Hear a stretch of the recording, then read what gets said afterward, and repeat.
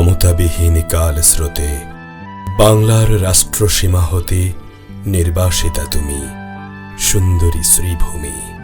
ভারতীয় আপন পুণ্য হাতে বাঙালির হৃদয়ের সাথে বাণী মাল্য দিয়া বাঁধে তব হিয়া। সে বাঁধনে চিরদিন তরে তব কাছে বাংলার আশীর্বাদ গাঁথা হয়ে আছে। বিশ্বকবি রবীন্দ্রনাথ ঠাকুর 1919 সালে কবিতাটি লিখেছিলেন সুন্দরী শ্রীভূমি সিলেটকে নিয়ে। বাংলার রাষ্ট্রসীমা হতে নির্বাসিতা সিলেট তখন আসামের অন্তর্গত। সবচেয়ে বেশি রাজস্ব আদায়কারী অঞ্চল, শিক্ষা দীক্ষায় প্রাগ্রসর সিলেটকে আলাদা করে ব্রিটিশরা নবগঠিত আসাম প্রদেশের সাথে জুড়ে দেয় 1874 সালে। এর 73 বছর পর 1947-এ ভারত ভাগের সময় ব্রিটিশ শাসকরা দুটো অঞ্চলকে সুযোগ দেয় গণভোটের মাধ্যমে সিদ্ধান্ত নেয়ার, ভারত কিংবা পাকিস্তানে অন্তর্ভুক্তির জন্য। একটি উত্তর পশ্চিম সীমান্ত, আরেকটি সিলেট। সিলেটে সেই গণভোট হয় 6 ও 7 জুলাই।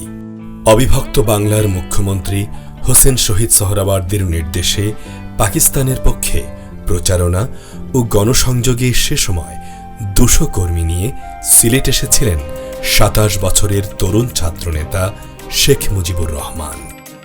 শহরে বখতিয়ার বিবি প্রাথমিক বিদ্যালয়ের মূল ক্যাম্প থেকে সিলেট শহর জকিগঞ্জ হয়ে আসামের করিমগঞ্জ, হাইলাকান্দি, বদরপুর অঞ্চলেও তিনি গণসংযোগ করেন। সে গণভোটের ফল হিসেবেই সিলেট আবার নবগঠিত পাকিস্তান রাষ্ট্রের পূর্ব বাংলার অন্তর্ভুক্ত হয়। যে সুন্দরী শ্রীভূমি বাংলার রাষ্ট্রসীমা থেকে নির্বাসিতা বলে আফসোস করেছিলেন কবিগুরু, সময়ের পরিক্রমায় সেই সিলেট আজ স্বাধীন সার্বভৌম বাংলাদেশের অন্যতম গুরুত্বপূর্ণ অঞ্চল। এই প্রত্যাবর্তনের ইতিহাসে এক উজ্জ্বল নাম শেখ মুজিবুর রহমান।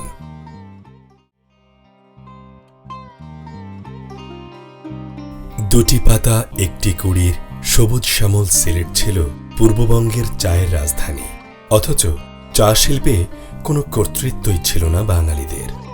4 জুন 1957 সালে প্রথম বাঙালি হিসেবে চা বোর্ডের চেয়ারম্যানের দায়িত্ব পান শেখ মুজিবুর রহমান। তার হাত ধরেই ঢাকার মতিঝিলে পাকিস্তান চা বোর্ডের প্রধান কার্যালয় প্রতিষ্ঠা হয়। সে বছরই শ্রীমঙ্গলে টি রিসার্চ স্টেশনের গবেষণা কার্যক্রম জোরদার করে উচ্চ ফলনশীল চা উদ্ভাবনের নির্দেশনা দেন। স্বাধীনতার পর 1973 সালে এ প্রতিষ্ঠানকে পূর্ণাঙ্গ চা গবেষণা ইনস্টিটিউটে উন্নীত করেন তিনি।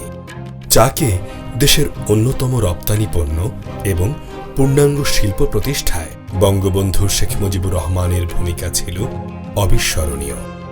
আমাদের চা বাগানের চেয়ারম্যান ছিলেন, তখনও তিনি চা বাগানে অনেক অবদান রেখেছেন এবং স্বাধীনতার পর যখন চা বাগান ধ্বংসপ্রাপ্ত হয়েছিল তখন তার ভূমিকা ছিল সবচেয়ে গুরুত্বপূর্ণ।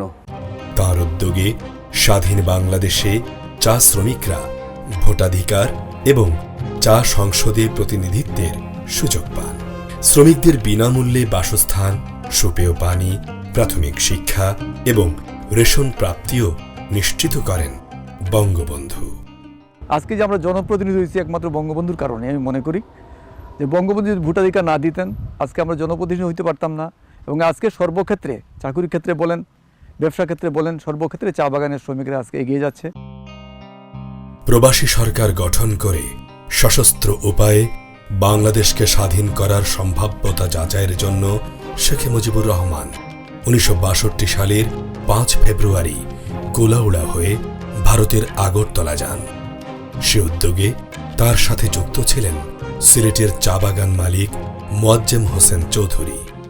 ভারত সীমান্তে বসবাসকারী বাংলাদেশের বিষ্ণুপ্রিয়া মণিপুরী সম্প্রদায়ের দাবি সে সময় থেকে শেখ মুজিবুর রহমানের সাথে তাঁদেরও যোগাযোগ গড়ে ওঠে। শেখ মুজিবুর রহমানের হয়ে তাদের কেউ কেউ ভারতের ত্রিপুরা সরকারের সাথে গোপন যোগাযোগ রাখতেন। এদের একজন গিরীন্দ্র সিংহ, যাকে পাকিস্তান সেনারা হত্যা করে মুক্তিযুদ্ধের সময়। ভবিষ্যতে মুক্তিযুদ্ধের জন্য প্রস্তুতিমূলক হিসাবে তাকে নিয়োগ করেন এবং দূত হিসাবে নিয়োগ করেন। তখন থেকেই ত্রিপুরা সরকার এবং বাংলাদেশের শেখ মুজিবের সাথে একটা ঘনিষ্ঠ সম্পর্ক, চিঠি আদান প্রদানের মাধ্যমে, গ্রিনডোরের মাধ্যমে এভাবে পরিবেশ তৈরি হয়। সেই স্মৃতি এবং আমাদের বঙ্গবন্ধুর সাথে আমাদের যে সুসম্পর্ক এখনও আমরা ধরে রেখেছি, এখনও আমরা মনে করি বঙ্গবন্ধু আমরার। বিষ্ণুপ্রিয়া মণিপুরী কবি শ্রী গোপীচাঁদ সিংহ ৭১-এ বঙ্গবন্ধুকে নিয়ে গীতিকাব্য রচনা করতেন এবং নিজেই গ্রামগঞ্জে পাঠ করতেন মুক্তিযুদ্ধে অংশগ্রহণে উদ্বুদ্ধকরণের জন্য। এর স্বীকৃতি হিসেবে স্বাধীনতার পর গোপীচাঁদকে পত্র দিয়ে সম্মানিত করেছিলেন প্রধানমন্ত্রী বঙ্গবন্ধু শেখ মুজিবুর রহমান। ৬ দফা ভিত্তিক নীতি আর গণতান্ত্রিক রীতি চাপিবারে চাহে বঙ্গ রবি মুজিবকে।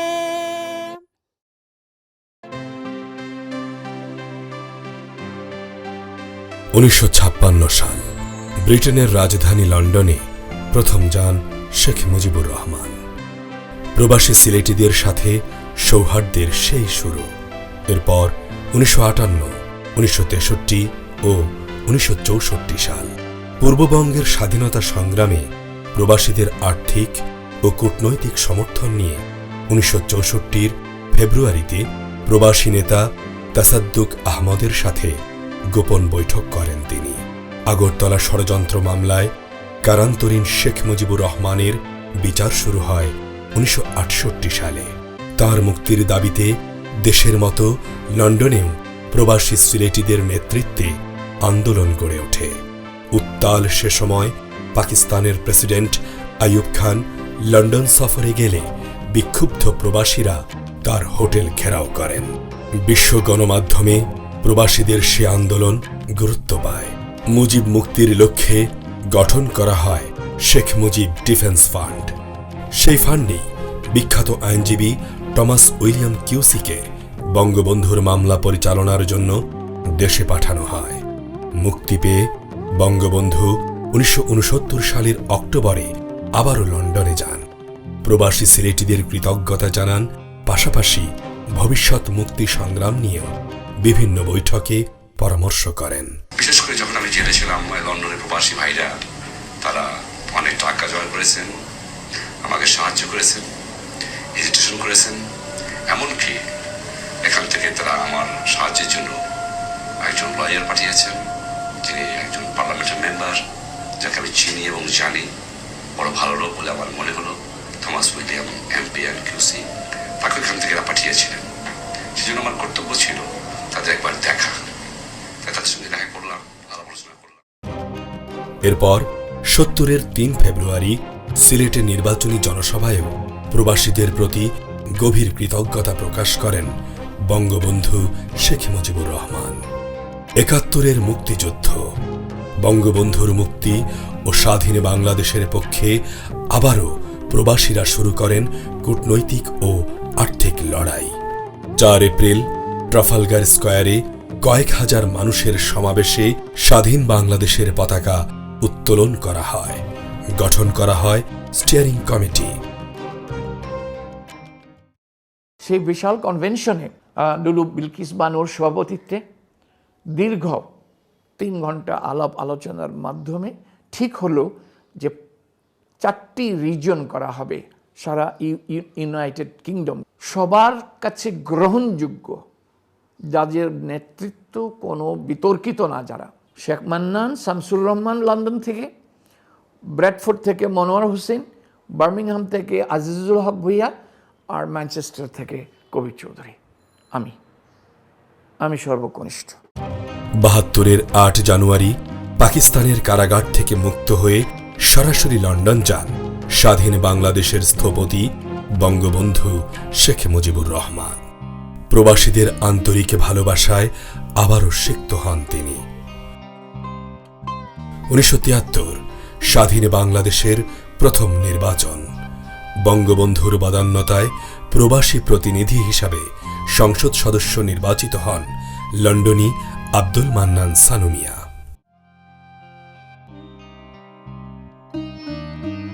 1947 থেকে 1975 পর্যন্ত তৎকালীন সিলেট জেলায় বঙ্গবন্ধু এসেছিলেন অন্তত 25 বার। এর মধ্যে 1966-তে তাঁর আগমন ঘটনাবহুল। 14 মার্চ সিলেট আসলে রেল স্টেশনে তাকে বিপুল সংবর্ধনা দেয়া হয়। শোভাযাত্রায় নিয়ে আসা হয় শহরে। পরে জনসভায় পাকিস্তানি শোষণের চিত্র তুলে ধরে 6 দফার পক্ষে জনসমর্থন আদায় করেন শেখ মুজিবুর রহমান। সিলেটের সেই বক্তৃতার প্রেক্ষিতে সরকার তাঁর বিরুদ্ধে রাষ্ট্রদ্রোহের অভিযোগে মামলা করে। 21 এপ্রিল ঢাকার বাসভবন থেকে তাঁকে গ্রেপ্তার করে সিলেট কারাগারে পাঠায়। সেই মামলায় সিলেটের আদালতে প্রথমে তার জামিন আবেদন নাকচ হয়। আদালত চত্বরেই বিক্ষুব্ধ জনতার সমাবেশ ঘটে এবং রাজপথ তার মুক্তির দাবিতে প্রকম্পিত হয়ে ওঠে। 24 এপ্রিল বঙ্গবন্ধু জামিন পেলেও জেলগেট থেকে তাকে আবার গ্রেপ্তার দেখিয়ে নিয়ে যাওয়া হয় ময়মনসিংহ কারাগারে। 1970-এর নির্বাচনের সময় বঙ্গবন্ধু একাধিকবার সিলেট আসেন। 3 ফেব্রুয়ারি স্টেডিয়াম মার্কেটের জনসভায় তিনি নির্বাচিত হলে সিলেটে বিশ্ববিদ্যালয় স্থাপনের অঙ্গীকার করেন। এবছরের অক্টোবর মাসে বৃহত্তর সিলেটের হাওড়াঞ্চলে তাঁর 1 সপ্তাহের সফরও ছিল ঐতিহাসিক। 6 অক্টোবর আজমিরিগঞ্জের জনসভায় তিনি বাঙালিদের অধিকার আদায়ে নৌকার প্রার্থীর পক্ষে ভোট প্রার্থনা করেন। বাবা বললো, উঠো, বঙ্গবন্ধু আসতেছে, ওনার বক্তৃতা শুনবো। আমাকে নিয়ে ছোটো ফেরি নৌকায় গডাউন গইরে কুশিয়ারা নদীর উপর দিয়া গডাউনের কোনাতে আসলেন। যে খালটা ছিল, খালটার ভিতরে ঠিক 9টায় টুক লঞ্চ, ওই লাইনের ভৈরব থেকে যে লঞ্চটায় আসছেন, ছোটো লঞ্চ একারে, সমস্ত লঞ্চ থেকে ওইটা ছোটো, ওই টুক লঞ্চে খালের ভিতরে ঢুকলেন। আমরাও গিয়ে ঢুকলাম।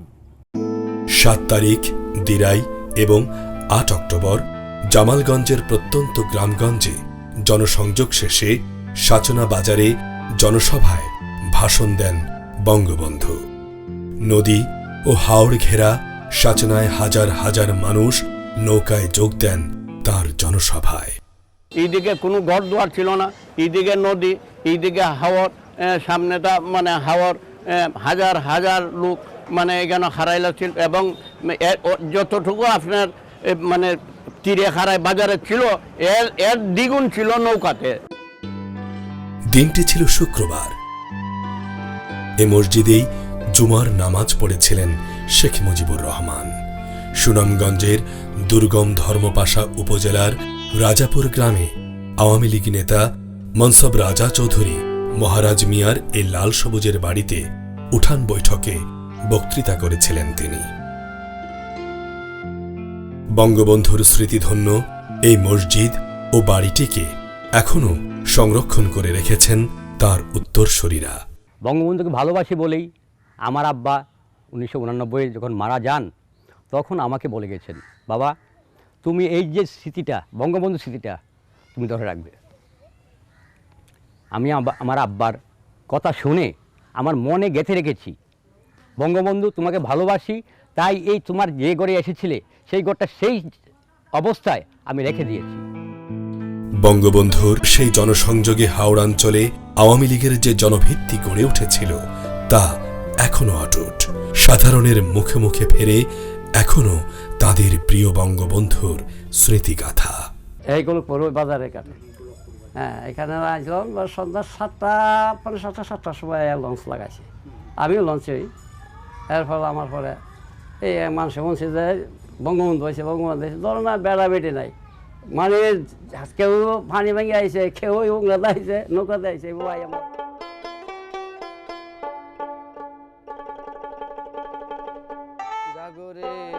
সিলেটের মরমী বাউলা শিল্পীদের সাথে ছিল বঙ্গবন্ধুর ঘনিষ্ঠতা।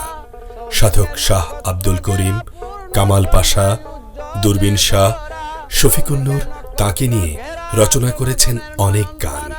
ঐতিহাসিক কাগমারি সম্মেলন থেকে শুরু করে এ অঞ্চলে বঙ্গবন্ধুর জনসভাগুলোতে শাহ আব্দুল করিম সহ বাউলা শিল্পীদের অংশগ্রহণ ছিল অত্যাবশ্যকীয়। এই জন্য এদের সঙ্গে এনার একটা আলাদা একটা সম্পর্ক। আর তাই তো এই মানুষের তাই মায়া করতা, তাই তো সেই সময় বুঝতা যে বাউল শিল্পী যারা এরা তো রাস্তার মধ্যে গান করে, এরা গান গাইয়া ফিরে, এদের দ্বারা আমার অনেক কিছু এই দেশের জনগণ জাগিয়ে উঠবো।